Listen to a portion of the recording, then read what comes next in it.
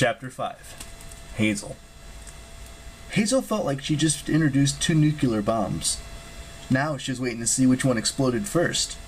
Until that morning, her brother Nico had been the most powerful demigod she knew. The others at Camp Juno saw him as a traveling oddball, about as harmless as the fawns. Hazel knew better.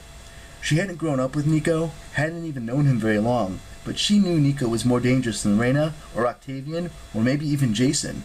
Then, she'd met Percy.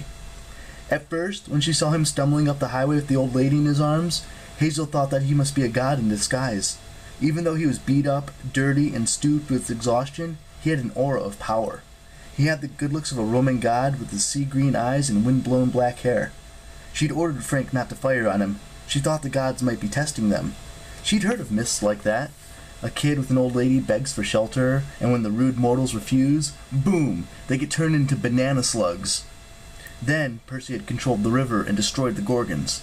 He'd turned a pen into a bronze sword. He'd stirred up the whole camp with talk about the Graecius, a son of a sea god. Long ago, Hazel had been told that a descendant of Neptune would save her. But could Percy really take away her curse? It seemed too much to hope for. Percy and Nico shook hands. They studied each other warily, and Hazel fought the urge to run. If these two busted out the magic swords, things could get ugly. Nico didn't appear scary. He was skinny and sloppy in his rumpled black clothes. His hair, as always, looked like he'd just rolled out of bed. Hazel remembered when she'd met him. The first time she'd seen him draw that black sword of his, she almost laughed. The way he called it Stygian iron, like, all serious, like, he looked ridiculous. This scrawny white boy was no fighter. She certainly hadn't believed that they were related. She had changed her mind about that quick enough. Percy scowled. I know you. Nico raised his eyebrows. Do you? He looked at Hazel for explanation. Hazel hesitated. Something about her brother's reaction wasn't right. He was trying hard to act casual, but when he had first seen Percy, Hazel had noticed that momentary look of panic. Nico already knew Percy. She was sure of it. Why was he pretending otherwise? Hazel forced herself to speak. Percy's lost his memory. She told her brother about what happened since Percy had arrived at the gates. So, Nico, she continued carefully, I thought, you travel all over. Maybe you've met demigods like Percy before, or... Nico's expression turned as dark as Tartarus. Hazel didn't understand why, but she got the message. Drop it. The story about Gaia's army, Nico said.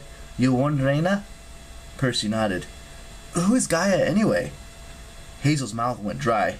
Just hearing the name, it was all she could do to keep her knees from buckling. She remembered a woman's soft, sleepy voice, a glowing cave, and a feeling that her lungs filled with black oil. She's the earth goddess. Nico glanced around as if it might be listening. The oldest goddess of all. She's in a deep sleep most of the time, but she hates the gods and their children. Mother Earth is evil? Percy asked. Very, Nico said gravely. She convinced her son, the Titan Saturn, to kill his dad, Uranus, and take over the world. The Titans ruled for a long time. Then the Titans' children, the Olympian gods, overthrew them. That story sounds familiar. Percy sounded surprised, like an old memory had partially surfaced. But I don't think I ever heard that part about Gaia. Nico shrugged.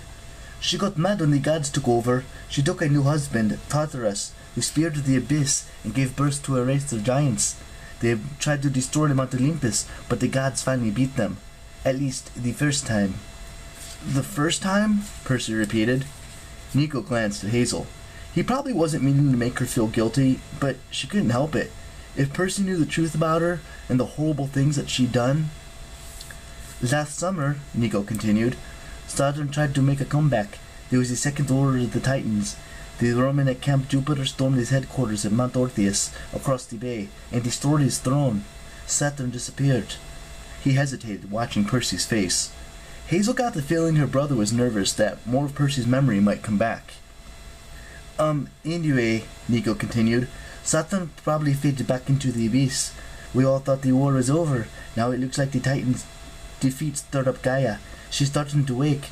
I've heard reports of giants being reborn. If they mean to challenge the gods again, they'll probably start by destroying the demigods. You've told Reyna this? Percy asked. Of course, Nico's jaw tensed. The Romans don't trust me. That's why I was hoping she'd listen to you.